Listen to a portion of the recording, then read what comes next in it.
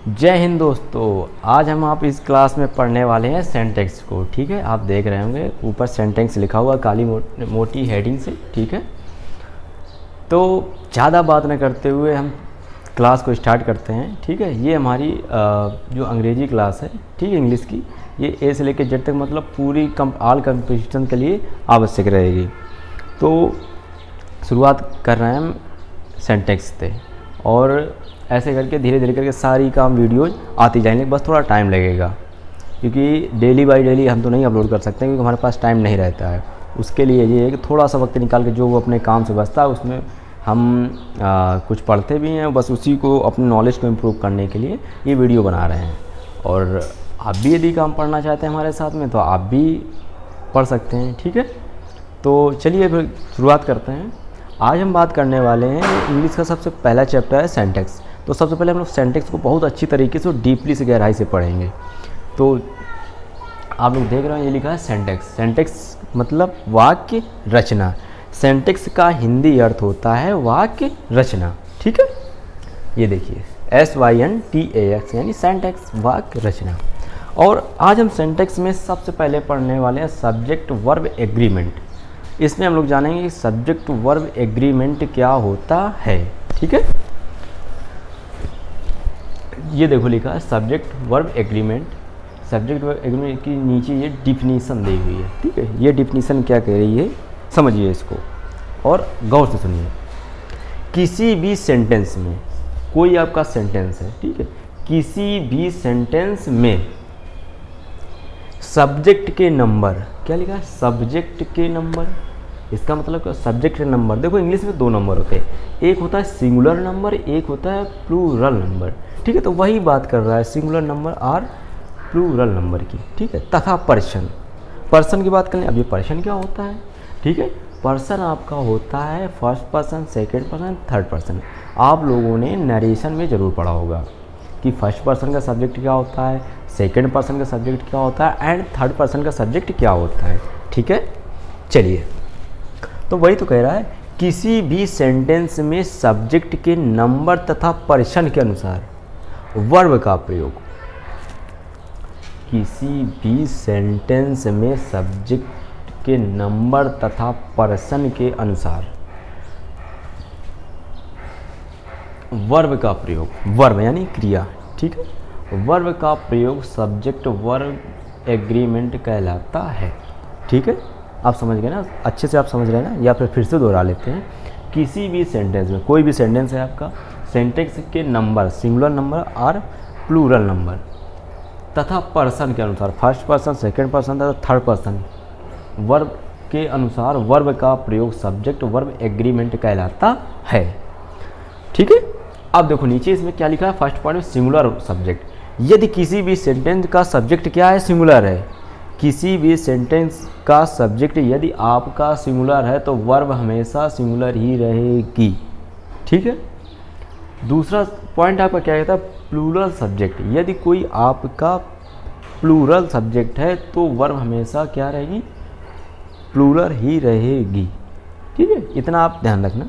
इसके बाद अब चलो हम लोग जान लेते हैं कि हमारा सिंगुलर सब्जेक्ट क्या होता है और सिंगुलर वर्ब क्या होती है। ठीक है, इस पर सबसे ज़्यादा पहले हम लोग नज़र डालते हैं। सबसे पहले तो चलिए यहाँ पे देखो हमने लिख रखा है सिंगुलर सब्जेक्ट्स आपके क्या होते हैं। सिंगुलर सब्जेक्ट आपका आई होता है, यू होता है, ही होता है, सी होता है, इट होता है, Ram, Sita, the boy, the girl. ठीक है, ये जो आपके लिखे हुए हैं ये आपके सिंगुलर सब्जेक्ट लिखे हुए हैं। ठीक है, ये देख रहे होंगे आप। अब इसमें देखो एक यू लिखा हुआ है। आप लोग सोचेंगे यू तो सेकंड पर्सन का करता होता है, यहाँ हम सिंगुलर सब्जेक्ट बता रहे हैं।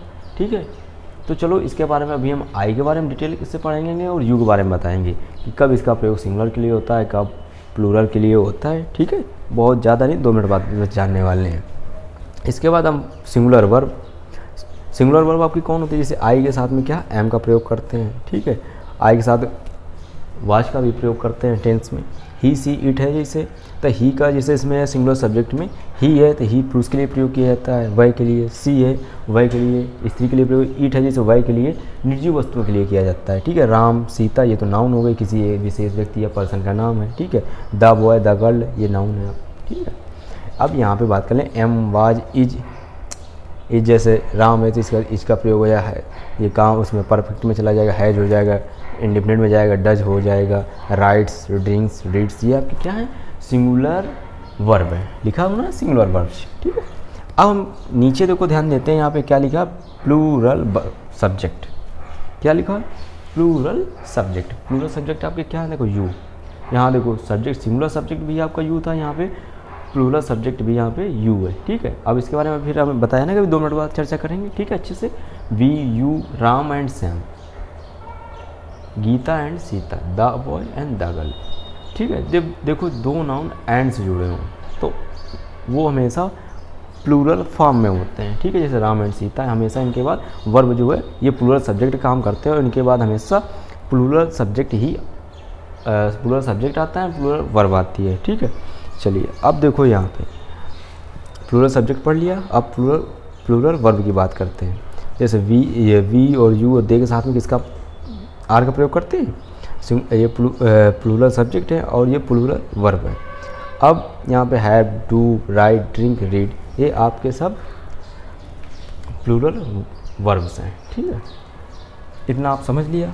अब हम आपको बताएंगे, सबसे पहले ये कन्फ्यूजन दूर करते हैं कि नाउन में एस या एस, ई एस या आई ई एस लगाने से नाउन सिंगुलर होती है वर्ब की प्लूरल होती है। इसके बाद फिर हम बात करेंगे कि वर्ब में एस, ई एस या आई ई एस जोड़ने पर हमारी जो नाउन है सब्जेक्ट प्लूरल सब्जेक्ट होता है कि प्लूरल वर्ब होता है, इस पर अभी बात करेंगे। ठीक है, चलिए तो जानते हैं, सबसे पहले इस कन्फ्यूजन को दूर करेंगे हम लोग। ठीक है, चलो तो आप बोर्ड की तरफ देख रहे होंगे, व्हाइट बोर्ड में हमने लिख रखा है, ये लिखा है नोट। ठीक है, सबसे पहले सब्जेक्ट वर्ब एग्रीमेंट की वो डिफिनीशन है वो लिखी हुई है। इसके बाद हमने नोट में लिख रखा है कि नोट में क्या लिखा है कि वर्ब हमेशा प्लूरल फॉर्म में होती है। ठीक है, वर्ब हमेशा प्लूरल फॉर्म में होती है, ये आप हमेशा ध्यान रखना। वर्ब कभी सिंगुलर नहीं होती है, वर्ब सिंगुलर तभी होती है जब उसमें एस या ई एस या आई ई एस जोड़ा जाता है, तभी वर्ब सिंगुलर होती है, नहीं तो वर्ब आपकी हमेशा जब भी होती है वो हमेशा प्लूरल फॉर्म में होती है। ठीक है, तो सबसे पहले हम इसी कन्फ्यूजन को दूर करते हैं। ठीक है, चलिए देखो इस बोर्ड की तरफ में, सबसे पहले इसलिए हमने नोट में रखा है वर्ब हमेशा प्लूरल फॉर्म में होती है। अब क्या है, जब किसी नाउन, ये लिखा है ना नाउन, जब किसी नाउन में हमें एस, आई ई एस या ई एस जोड़ देते हैं। ठीक है, जब किसी नाउन में एस या ई एस या आई ई एस को जोड़ देते हैं। ठीक है, ये नाउन है, नाउन में एस, आई ई एस या ई एस जोड़ देते हैं तो आपकी जो नाउन होती है कैसी हो जाती है, प्लूरल नाउन हो जाती है। कैसी हो जाती है, प्लूरल नाउन हो जाती है। ठीक है, ये चीज़ आप ध्यान रखना। इसके बाद अब क्या लिखा है यहाँ पे वर्ब, वर्ब में आप जब भी एस या ई एस या आई ई एस जोड़ देंगे, वैसे तो वर्ब हमने बताया ना कि वर्ब आपकी हमेशा प्लूरल फॉर्म में होती है, लेकिन जब वर्ब में हम एस या ई एस या आई ई एस जोड़ देते हैं, वर्ब में जब हम एस या ई एस या आई ई एस को जोड़ देते हैं तो आपकी वर्ब कैसी हो जाती है, सिंगुलर वर्ब हो जाती है।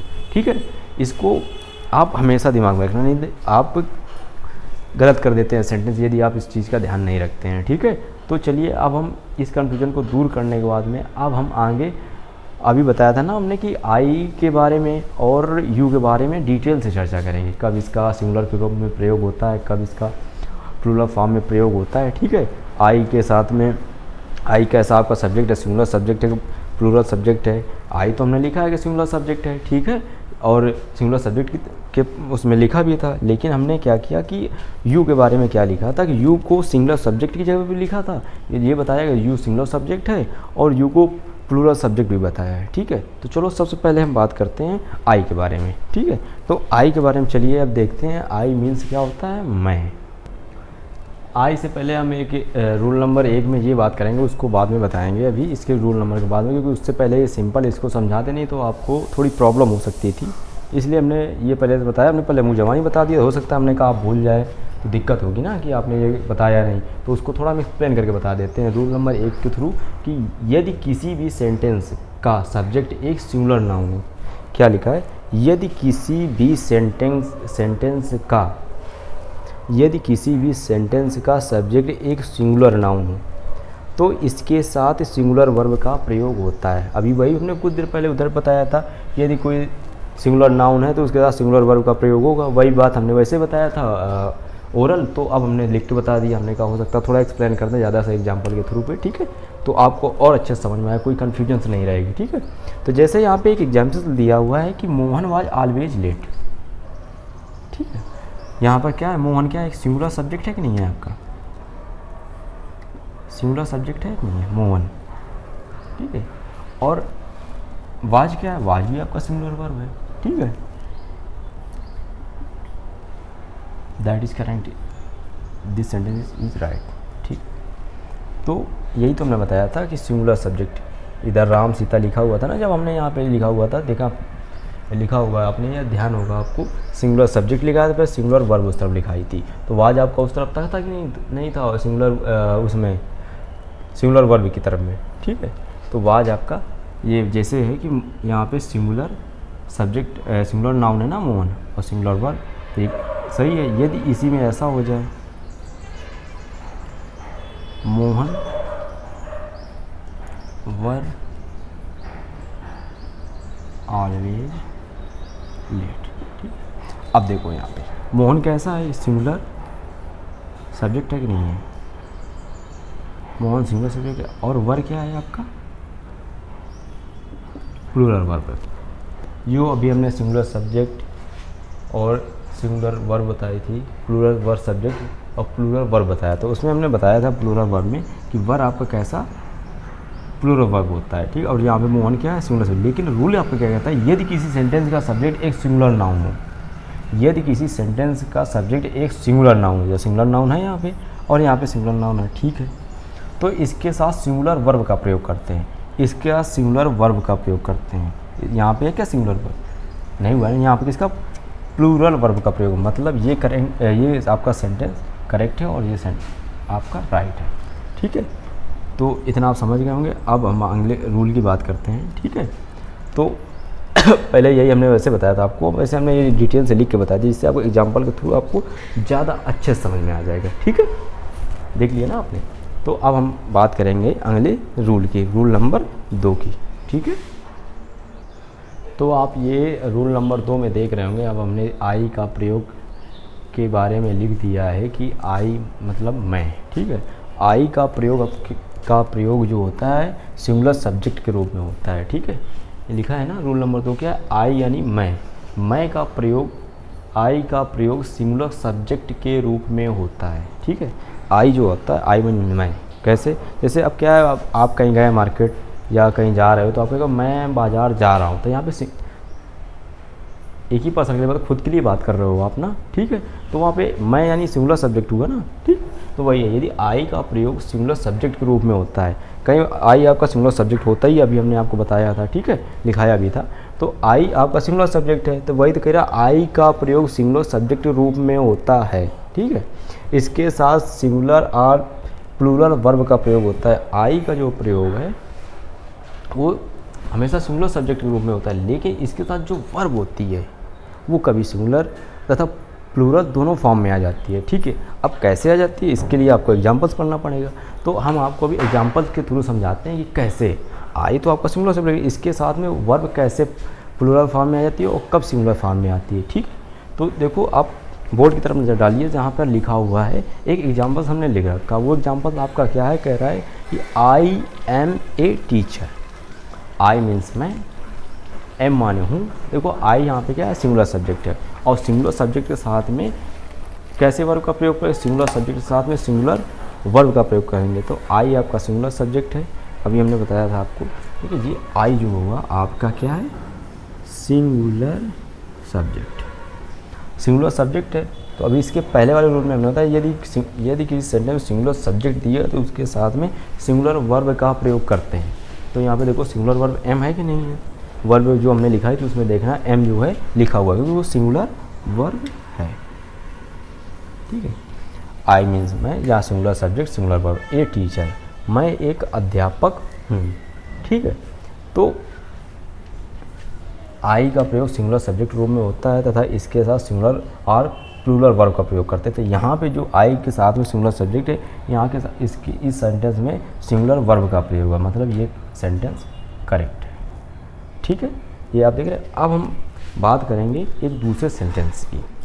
इसमें तो आपने देख लिया कि आई का प्रयोग सिंगुलर, आई जो है सिंगुलर सब्जेक्ट है, उसके साथ सिंगुलर वर्ब का प्रयोग हुआ है। दूसरे सेंटेंस में हम लोग जान लेते हैं, ठीक है। जैसे लिखा है आई वाज ए स्टूडेंट, जैसे हम मान लो यहाँ पे लिख दें second sentence, I was a student.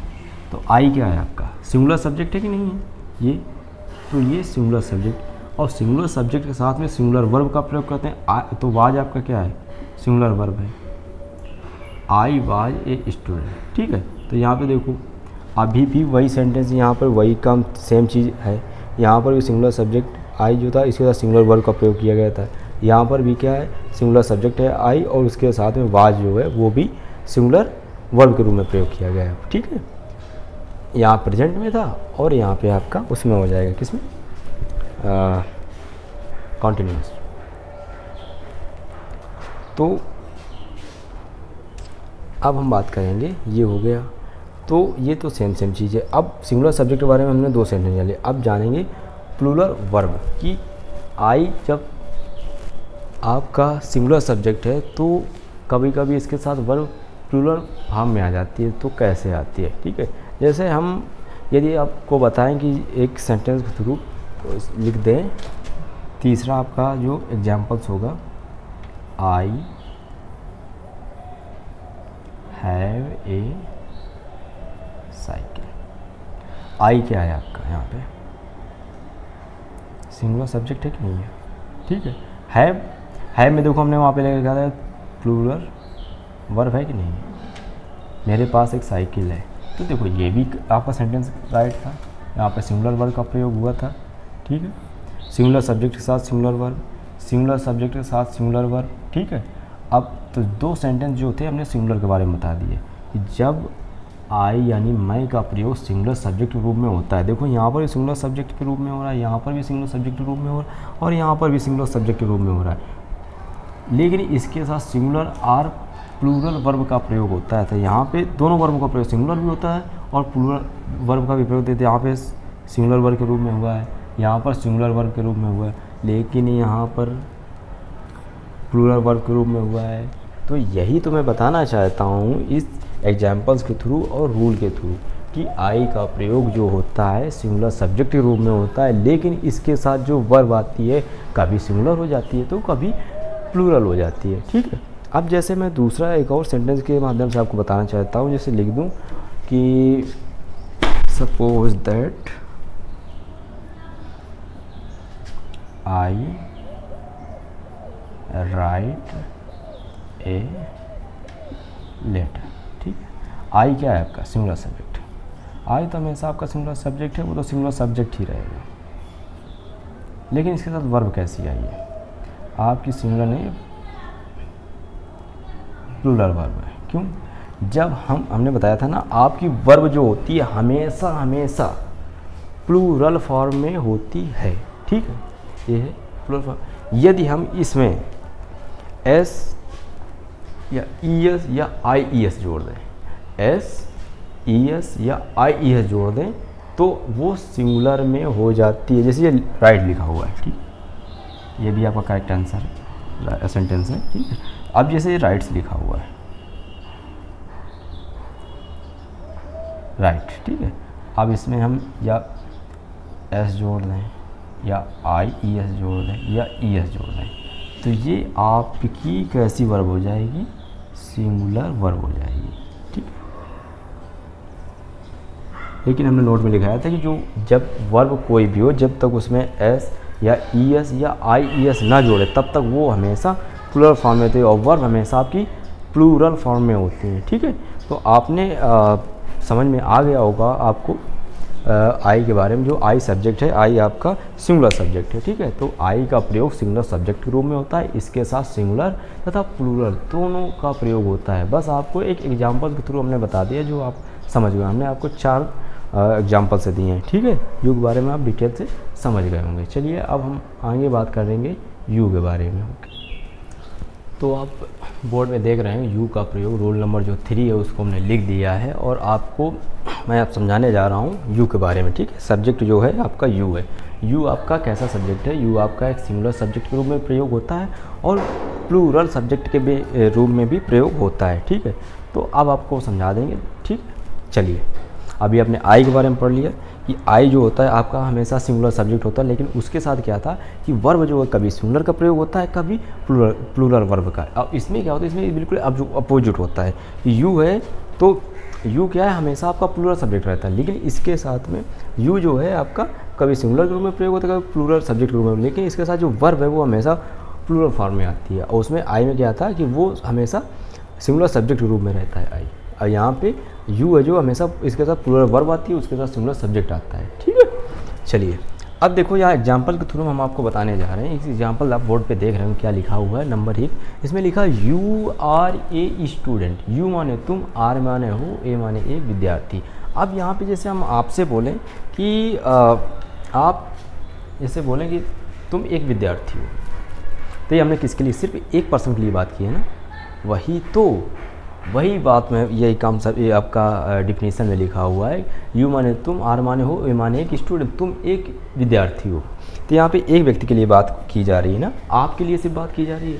लेकिन जैसे हम लोग क्या होता है, जैसे हमसे कोई छोटा होता है तो उसके लिए हम यू करके हैं, तुम करके बात करते हैं। लेकिन यदि कोई हमसे जैसे कम जो बड़े होते हैं लोग, जो जैसे गार्जियंस ले लो, मम्मी पापा भाई बहन, एनी वे जो टीचर्स ले लो, जो हमसे बड़े होते हैं उनसे हम लोग क्या है हमेशा आप करके बात करते हैं। अंकल जी आप, पापा आप, मम्मी आप, भैया आप, दीदी आप, ऐसे करके बात करते हैं कि नहीं करते?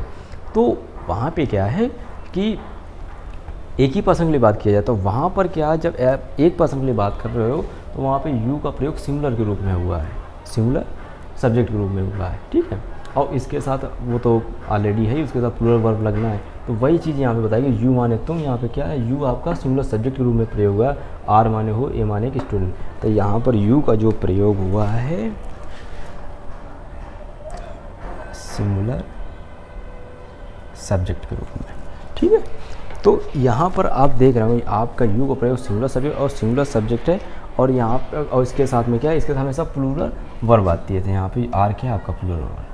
अब ये ना कहने लगना कि नहीं आपने तो बताया था अभी रूल नंबर 1 में कि यदि किसी सेंटेंस का सब्जेक्ट सिंगुलर सब्जेक्ट उसके साथ हमेशा सिंगुलर सब्जेक्ट है तो उसके साथ सिंगुलर वर्ब का प्रयोग करते हैं। लेकिन हमने देखो फिर से वही बताया कि यहाँ पर यू जो आपका होता है इसके साथ सिंगुलर तथा प्लूरल सब्जेक्ट के रूप में प्रयोग, लेकिन इसके साथ वर्ब हमेशा प्लूरल आती है। ठीक है, जैसे आई था, हमने आई बताया कि आई क्या है कि आई हमेशा सिंगुलर सब्जेक्ट, लेकिन उसके लिए क्या है कभी वो सिंगुलर के रूप में प्रयोग हो जाती है, वर्ब कभी प्लूरल के रूप में प्रयोग हो जाती है, जो अभी मैंने आपको बताया था। ठीक है, ये बिल्कुल आई और यू है एक दूसरे के एकदम अपोजिट हो जाते हैं, सब्जेक्ट को लेकर के और वर्ब को लेकर के। ठीक है, तो इसमें क्या है, उसमें क्या है, आई हमेशा जो सिंगुलर रहता है और सब्जेक्ट आई में क्या है हमेशा सिंगुलर सब्जेक्ट के रूप में प्रयोग होता है।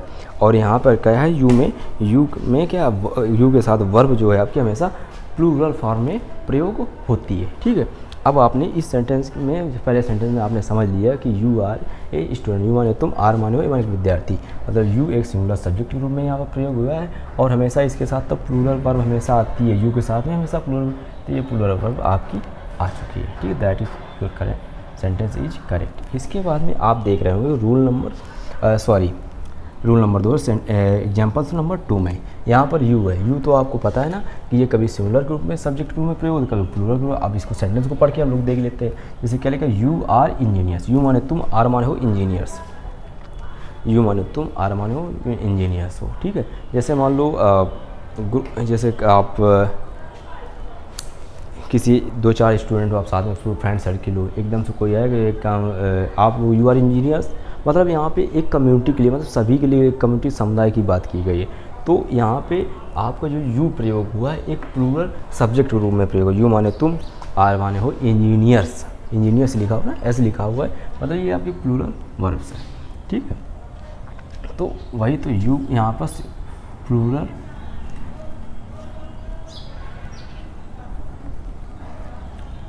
सब्जेक्ट के रूप में प्रयोग हुआ है और इसके साथ प्लूरल वर्ब तो हमेशा आती है।